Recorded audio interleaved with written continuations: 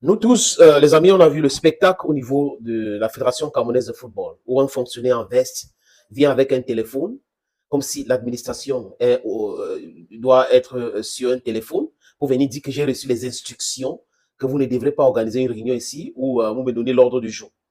J'ai nommé la personne Cyrine Toulou. Et on a compris véritablement que Nassis Ouel Kombi était derrière tout cela. Bon, nous sommes en mouvement. On observe cette actualité. On espère que demain, il n'y aura pas des gens qui pensent gagner aujourd'hui, qui pensent piétiner les uns et les autres aujourd'hui, qui vont pleurer, pleurnicher. J'en ai vu beaucoup, les amis, qui avaient le pouvoir en tant que ministre par décret et qui ont passé leur temps à piétiner les autres. Et à un moment donné, ils ont commencé à demander de l'aide. Ils étaient tellement puissants.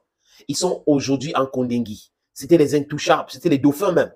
Donc, certains pensent qu'ils ont le pouvoir de la vie et de la mort parce qu'il y a un décret qu'on a signé pour les mettre là où ils sont. Un décret est différent du talent. C'est très important. Et les gens devraient aussi savoir que être nommé ministre ou fonctionnaire, je ne sais pas quoi, être fonctionnaire, n'est pas, ça ne devait pas leur pousser à piétiner des gens. Ils sont des serviteurs. Un serviteur n'est pas un propriétaire. Le propriétaire des pays, c'est le peuple. Et là, un prophète n'est jamais reconnu chez lui. C'est le cas de Samuel Eto'o-Fils. Il a toujours été méprisé par certaines autorités qui ont peur de sa lumière parce qu'ils sont dans l'obscurantisme. Ce sont des gens qui sont dans des positions de façon terrible. Je ne vais pas utiliser le mot, j'ai avalé ce mot-là. Mais, les amis, one day, on va savoir. On va savoir. Et on est en train d'aller vers quelque chose d'incroyable. Où on peut permettre à un piètre entraîneur, à un mécénaire d'arriver au Cameroun, d'aller à la fédération et manquer de respect à un Samuel Eto'o-Fils. Et là, le rappeur franco-malien Mokobe, de l'ancien groupe 113, a fait une sortie. Qu'est-ce que dit Mokobe, les amis? Je vais lire ça, ouais, verbatim. Mokobe dit ceci après l'incident qui s'est déroulé en plan Tinga, dans les locaux de la Fédération camerounaise de football. On a vu après, il faut le dire, le monde, les supporters de Samuel Eto'o-Fils sont sortis pour pouvoir soutenir Samuel Eto'o-Fils. Et les gens doivent faire très, très attention. Il y a des personnes, il y a des personnalités. Il y a des gens aimés et il y a des gens moins aimés. Il y a des stars, il y a des superstars. Il y a des génies, il y a des intelligences. Je vais lire ceci, c'est écrit par Mokobe. Samuel Eto'o aura toujours mon soutien. Je suis pertinemment que Samuel Eto'o veut le bien du football camerounais. Non, je reprends. Samuel Eto'o aura toujours mon soutien. Je sais permanemment que Eto'o veut le bien du Cameroun et de son football. Et personne ne me fera croire l'inverse. Eto'o est une légende qui brille par son excellence et sa détermination. Un patrimoine africain se respecte. Comprenez? Un patrimoine africain se respecte.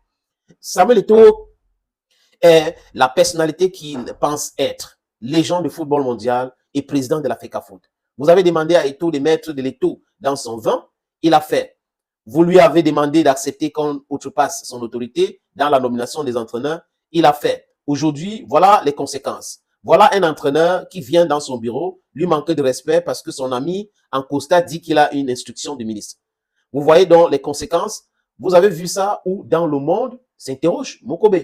C'est monsieur qui n'est personne en Belgique, vient au Cameroun manquer de respect à Eto'o. Mais enfin, voilà donc les propos, les amis, de Mokobe de 113. Il est franco-malien. On n'a jamais vu ça dans le monde. Lui, en Belgique, Marc Brice ne peut jamais faire ça. Mais si Marc Brice fait ça, c'est le fait du ministre.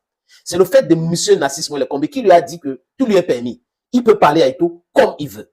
Et M. Cyrine Toulou était l'agent de liaison. Il a amené et il a commencé à mal parler donc à Eto'o, à instruire, à dire, le ministre a dit, il n'y aura rien ici et autres. Les amis, c'est exactement ce qui s'est produit. Donc, Marc Brice peut se permettre de faire cela. Mais le message de Mokobe est clair. C'est inacceptable. Marc Brice lui-même, en Belgique, même dans son quartier, n'est personne. Et certainement, il respecte les gens autour de lui parce que c'est comme ça. Mais quand il vient au Cameroun, on lui dit, oh, fais comme tu veux, c'est chez toi, personne n'est, tu es le patron, tu es le seul chef et tout ça. Il prend ça et met dans sa tête et se dit que c'est moi le chef. Donc, c'est lui le chef de l'équipe nationale, c'est lui le chef de football maintenant. Vous voyez un peu? Et c'est avec ça que les gens pensent qu'on va libérer cette Afrique.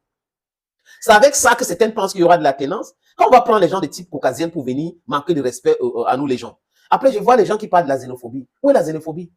Où est la xénophobie? Vous êtes tous corrompus dans l'esprit. Je ne parle pas de ceux qui me regardent, je parle de ceux qui parlent de la xénophobie. Donc, Marc Brice parle à Eto'o. Eto'o lui demande est-ce que tu peux faire ça en Belgique? Ça devient que Eto'o est xénophobe. Votre compréhension est vraiment, je ne sais pas comment, partielle et parcellaire pour emprunter le thème de l'autre. Il pose une question, tu peux faire ça avec, donc entrer dans le bureau du président de la fédération et lui parler comme ça. Même le sélection de l'équipe nationale de la Belgique ne peut pas faire ça. Donc tu viens ici faire ça au nom de quoi? Il lui pose une question. Et toi, il était toujours poli. C'est lui qui est entré dans l'invective. Il faut écouter bien cette vidéo. Il demande à une présidente de la fédération où étais-tu depuis 2 mois que je suis ici. C'est quand même incroyable de voir des Calice Béala, de voir des Jean-Bruno Tagny, de voir certains qui écrivent des choses et tout cela. Mais c'est uniquement la haine pour Eto'o qui vous pousse à faire cela. C'est votre gagne-pain. Détester Eto'o, écrire des choses sur Eto'o. Quand Joya était là, je n'avais jamais vu Jean-Bruno Tagny écrire quelque chose sur le football alors que le football était en lambeaux. Le football était en lambeaux. Il n'y avait pas le championnat, il n'y avait pas. Et il ose venir dire que depuis 2021, on ne s'est pas qualifié pour quoi. Le dernier camp qu'on a joué en Côte d'Ivoire, c'était quoi? La Coupe du Monde, c'était qu'on n'a rien gagné, n'est-ce pas? Mais avant qu'Eto'o arrive, on avait gagné quoi? On a gagné la CAN en 2017. Il n'était pas là.